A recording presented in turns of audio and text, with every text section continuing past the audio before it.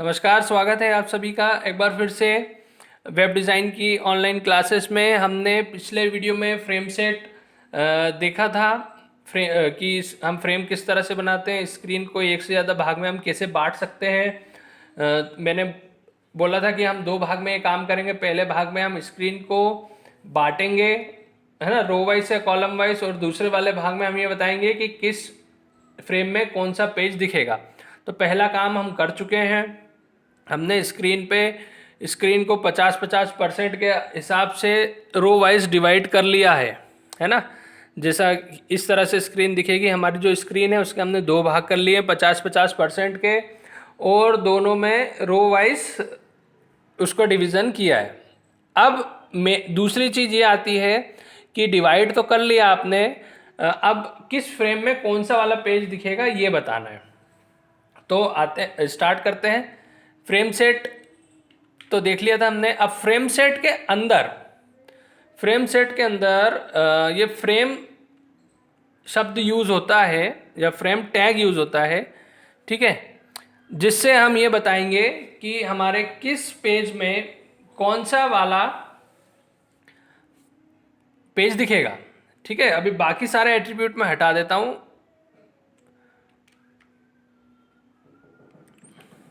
देखिए, अब मेरे को ये देखिए, डिवाइड करने पर मेरे को मालूम रहेगा कि कितने भाग हुए हैं, है ना। अभी मेरे को मालूम है दो भाग हुए हैं, तो दो भाग में दो पेज दिखेंगे। तो मैंने क्या करा, एक बार फ्रेम यूज करा, और इसका एट्रीब्यूट होता है पहला एसआरसी। एसआरसी का यूज करके हम उस पेज का नाम देते हैं जिस पेज को हमको दिखाना है पहले भाग में, है ना। ये पहला फ्रेम है इसलिए पहले भाग की बात हो रही है, ये दूसरा फ्रेम है इसलिए दूसरे भाग की बात हो रही है। तो पहले भाग में कौन सा पेज दिखाना है वो फ्रेम एसआरसी इक्वल टू करके हम दे देंगे पेज का नाम। उसके बाद दूसरे वाले फ्रेम में क्या दिखाना है, तो उसके लिए फिर से एक बार फ्रेम एसआरसी करेंगे और पेज का नाम दे देंगे। आ गई बात समझ में। तो इस तरह से हमने जो दो भाग किए थे रो वाइज, उन दोनों में हमने एक एक पेज डाल दिया। सेव करते हैं और देखते हैं कैसा दिखेगा ये। ऑलरेडी हमको दिख रहा है ना, कि हमारे पेज में दो भाग हो गए हैं, हमारी स्क्रीन के दो भाग हो गए हैं। एक में पहला वाला पेज दिख रहा है और दूसरे में दूसरा वाला पेज दिख रहा है। अच्छा, ये जो पेजेस जो मैंने नाम डाले वो पहले से बने होने चाहिए, है ना। ये table.html, bcom.html ये पहले से बना चुका हूँ मैं। तो जो बना चुके हैं उसी पेज का नाम दे तो वहाँ दिखेगा, नहीं तो वहाँ क्रॉस या खाली दिखेगा हमको। ठीक है, अब फ्रेम के और भी एट्रीब्यूट होते हैं। अभी तो हमने एसआरसी पढ़ा, और भी एट्रीब्यूट पढ़ते हैं। तो अब एक एट्रीब्यूट होता है इसका नेम। नेम का यूज़ करके हम कोई भी नाम दे सकते हैं हमारे फ्रेम को। हालांकि ये अभी के लिए हमारा कोई काम का नहीं है ना। कोई कोडिंग वगैरह होती है तो इसका यूज़ होता है, लेकिन हमको स्क्रीन पे कुछ नहीं दिखेगा। मतलब केवल एक प्रकार से नाम दिया है। जो पहला भाग है उसको हमने नाम दे दिया फ्रेम 1 और दूसरे वाले को दे दिया फ्रेम 2, है ना। मैं अभी आपको केवल एक ही फ्रेम पे सारे एट्रीब्यूट लगा के दिखा रहा हूँ, बार बार दोनों पे नहीं लगाऊंगा। ठीक है, तो इसमें तो कुछ आउटपुट में हमको दिखेगा ही नहीं है, तो खाली फ्रेम का नाम देने के लिए है। अब दूसरे वाले फ्रेम की बात करते हैं। अब दूसरे एट्रीब्यूट की बात करते हैं, सॉरी। दूसरा एट्रीब्यूट है हमारा नो। देखिए, नो रिसाइज। नो रिसाइज का यूज क्या होता है, मैं इसको सेव कर दिया। अच्छा, अब एक बात मैं आपको और बताना चाहूँगा। ये नो रिसाइज जो है, ये इसको बोलते हैं stand alone attribute. Stand alone attribute का मतलब क्या होता है, अभी तक मेरे को जहाँ तक ध्यान है हमने जितने भी एट्रीब्यूट पढ़े हैं वो इस तरह से पढ़े हैं। एट्रीब्यूट होता है और इक्वल टू लगा के उसकी कोई वैल्यू होती है। एट्रीब्यूट होता है और उसकी कोई वैल्यू होती है। एट्रीब्यूट होता है और उसकी कोई वैल्यू होती है। एट्रीब्यूट होता है और उसकी कोई वैल्यू होती है ना। मतलब एट्रीब्यूट वैल्यू का पेयर, जोड़ा चलता है। लेकिन ये क्या होते हैं, स्टैंड अलोन एट्रीब्यूट, मतलब कि केवल एट्रीब्यूट होता है, उसकी कोई वैल्यू नहीं होती, या हमको कोई वैल्यू देने की आवश्यकता नहीं है। तो ऐसे एट्रीब्यूट्स कहलाते हैं स्टैंड अलोन एट्रीब्यूट।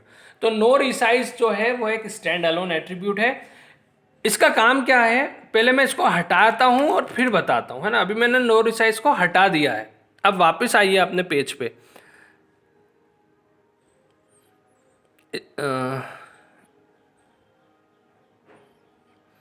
इसको देखने के लिए अभी मैं बॉर्डर डाल देता हूँ पहले, है ना, ऊपर।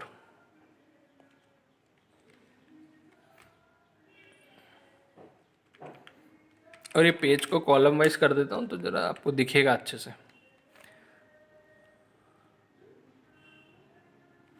देखिए, कॉलम वाइज मैंने पेज को 2 भाग में डिवाइड कर दिया है और बीच में बॉर्डर दिख रही है आपको, ये बॉर्डर। अब देखो, मैंने तो 50-50 किया था, लेकिन जब कोई इसको चला के देख रहा है तो इसको कम ज़्यादा कर पा रहा है ना। मतलब जो डिज़ाइनर ने डिज़ाइन किया है उसके हिसाब से तो कोई काम ही नहीं हो रहा, या जो यूज़र रहेगा वो तो अपने हिसाब से इसको चेंज कर रहा है। तो ऐसा होना चाहिए क्या? हमने जो कोडिंग करी है मेहनत से, हमारी कोडिंग ख़राब नहीं होना चाहिए, ठीक है। तो इसीलिए ये नो रिसाइज का हम यूज़ करते हैं। अगर आपने किसी फ्रेम के साथ ये नो रिसाइज एट्रीब्यूट का यूज़ कर लिया तो रन टाइम पे, मतलब जब यूज़र उसको चलाएगा तो वो कुछ भी कर ले, स्क्रीन फोड़ दे चाहे अपनी, लेकिन वो पेज जो है उसका साइज़ नहीं बदल पाएगा। देखिए,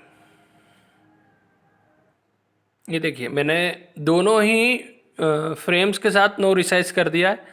अब मैं इधर आता हूँ, अब देखते हैं इधर। इधर वो निशानी नहीं आ रहा जो आ रहा था रिसाइज करने के लिए, है ना। मतलब हम इसको अब रिसाइज नहीं कर पाएंगे। क्लियर है ये नो रिसाइज एट्रीब्यूट? अब आगे देखते हैं। देखिए, अब अगला एट्रीब्यूट हम जो देखने जा रहे हैं वो है स्क्रॉलिंग, SCROLLING, स्क्रॉलिंग। अब इसका यूज़ क्या होता है, ज़रूरत क्या पड़ती है इसकी, वो देख लेते हैं पहले। देखिए, मैंने ये एक पेज बताया है पहले वाले हमारे फ्रेम में, तो ये पूरा नहीं आ पाया, है ना। तो ये हमारा ब्राउज़र क्या करता है, ऑटोमेटिक इसके साथ एक स्क्रॉल बार डाल देता है, ठीक है। मतलब यदि हमारा पेज नहीं दिखा पूरा तो वो ऑटोमेटिकली बाय डिफ़ॉल्ट उसमें स्क्रॉल बार डाल देगा। स्क्रॉल बार तो समझते होंगे, पेज को ऊपर नीचे या लेफ़्ट राइट करने के लिए इसका यूज़ होता है। तो अब अगर इसको भी हमको कंट्रोल करना है, मतलब हमारे हिसाब से स्क्रॉल बार डालना है या नहीं डालना है, तो हम ये भी अपने हिसाब से कर सकते हैं। अभी हमारे हिसाब से नहीं हो रहा है, अभी ब्राउज़र के हिसाब से हो रहा है, क्योंकि हमने कुछ डिफाइन नहीं किया। देखिए, यहाँ नीचे वाला पेज एक बार में पूरा दिख रहा है, इसलिए यहाँ स्क्रॉल बार की ज़रूरत नहीं पड़ी तो उसने नहीं डाली। यहाँ ज़रूरत पड़ गई, पेज पूरा नहीं दिख रहा है ना, तो स्क्रॉल बार उसने डाल दिया। हम चाहें तो अपने हिसाब से भी इसको सेट कर सकते हैं। स्क्रॉलिंग इक्वल टू यस और no. Scrolling equal to no कर दिया मैंने, मान लीजिए, और फिर इसको सेव करके पेज को रिफ़्रेश करते हैं तो हम देखेंगे कि यहाँ से स्क्रॉल बार हट गया। मतलब जितनी इमेज आनी थी आ गई, जितनी दबनी थी दब गई, है ना। ये इसको हमने कंट्रोल कर लिया, इस चीज़ को हमने अपने कंट्रोल में ले लिया। अब अगर हमको दिखाना है तो यस कर देंगे और नहीं दिखाना है तो नो कर देंगे। और अगर हमने इसका यूज़ नहीं करा तो वो चीज़ जो है ब्राउज़र के कंट्रोल में रहेगी। समझ में आया स्क्रॉलिंग आप लोगों को? अब अगले 2 एट्रीब्यूट जो मैं आपको बताने जा रहा हूँ वो मार्जिन से रिलेटेड है। मार्जिन हम पहले ही पढ़ चुके हैं। मार्जिन समझते हैं ना, बाएं और ऊपर की ओर, लेफ्ट और टॉप की मार्जिन। मतलब जैसे पेज में होता है कि लेफ्ट साइड से कोई डिस्टेंस छोड़ना है या ऊपर से कोई डिस्टेंस छोड़ना है तो उसके लिए मार्जिन का उपयोग करते हैं। तो वही बात हो रही है यहाँ पे। तो मार्जिन भी हमारी 2 प्रकार से हो सकती है। 2 पॉसिबल एट्रीब्यूट्स हैं इसके, मार्जिन हाइट और मार्जिन विड्थ। ऊपर से अगर डिस्टेंस देना है तो मार्जिन हाइट, और नीचे से लेफ्ट से अगर डिस्टेंस देना है तो मार्जिन विड्थ। मतलब इतना 10 पिक्सल्स की जगह छोड़ के आएगा, कौन से वाले, हमारे पहले वाले फ्रेम में। ये मैं दूसरे वाले फ्रेम में लगाता हूँ तो आपको अच्छे से समझ में आएगा, क्योंकि इसमें फ़ोटो है, नीचे वाले में टेक्स्ट है तो अच्छे से समझ में आएगा।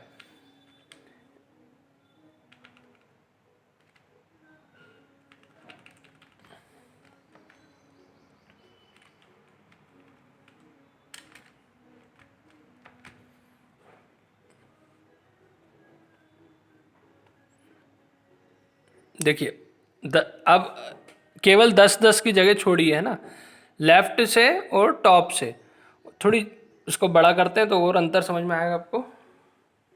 इसको मैं कर देता हूँ उसे 30, और इसको भी 30 कर देता हूँ, इसको सेव कर देता हूँ। तो देखिए 30-30 पिक्सल की जगह छोड़ दी उसने बाएं तरफ से और ऊपर की तरफ से। ठीक है, तो ये हमारे सारे एट्रीब्यूट हो गए फ्रेम के। तो यही हमारा फ्रेम कंप्लीट होता है। 2 पार्ट में हमने इसको पूरा वीडियो बनाया है। उम्मीद करता हूँ आप लोगों को पसंद आएगा।